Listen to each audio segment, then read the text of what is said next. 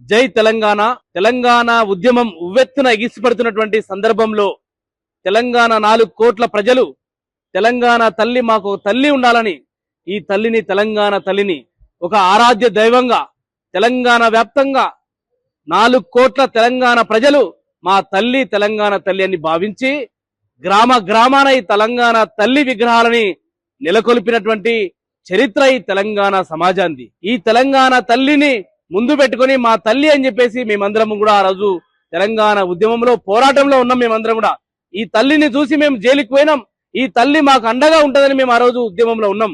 అలాంటి తల్లిని పట్టుకొని తెలంగాణ తల్లిగా తెలంగాణ ప్రజలందరూ ఈరోజు బలంగా భావిస్తా ఉంటే, ఈరోజు ముఖ్యమంత్రి రేవంత్ రెడ్డి గారు ఆనాడు తెలంగాణకు వ్యతిరేకంగా సమైక్య పాలకులకు అడుగులకు మడుగులెత్తుతూ తుపాకులతో తెలంగాణ ఉద్యమకారులని ఆ రోజు రైఫిళ్లతో బెదిరించినటువంటి రైఫిల్ రెడ్డి ముఖ్యమంత్రిగా ప్రమాణ స్వీకారం చేసిన తర్వాత ఈ తల్లి కాదు, తెలంగాణ కోసం ఉద్యమించినటువంటి ఉద్యమకారులు కోరుకున్న తల్లి కాదు తెలంగాణ తల్లి, మా తల్లి కాంగ్రెస్ తల్లి అని చెప్పేసి ఈ తల్లిని కాంగ్రెస్ తల్లి అని చెప్పేసి ఈ తల్లిని వారు అధికారికంగా తెలంగాణ తల్లి అని చెప్పేసి రాష్ట్ర సచివాలయంలో అన్ని జిల్లాల కలెక్టరేట్లలో ఈ తల్లిని పెట్టారు.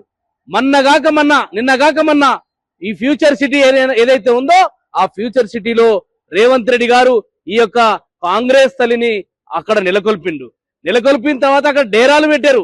డేరా బాబా గారు రేవంత్ రెడ్డి గారు ఆ డేరాలు పీకిన తర్వాత ఈ తల్లికి దిక్కులేని పరిస్థితుల్లో ఈ రోజు తెలంగాణ తల్లి అని నువ్వు భావించేటువంటి ఈ సవితి తల్లిని ఈ రకంగా కింద పడేసి ఘోరంగా అవమానపరిచేటువంటి కుసంస్కృతిని ఇది రేవంత్ రెడ్డి గారు.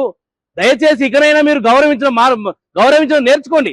నువ్వు కోరుకున్న తల్లి, నువ్వు ఎంచుకున్నటువంటి ఈ తల్లికే నువ్వు గౌరవం ఇవ్వనప్పుడు ఇంకా నువ్వు తెలంగాణ ప్రజలకు ఏం గౌరవిస్తావు రేవంత్ రెడ్డి గారు?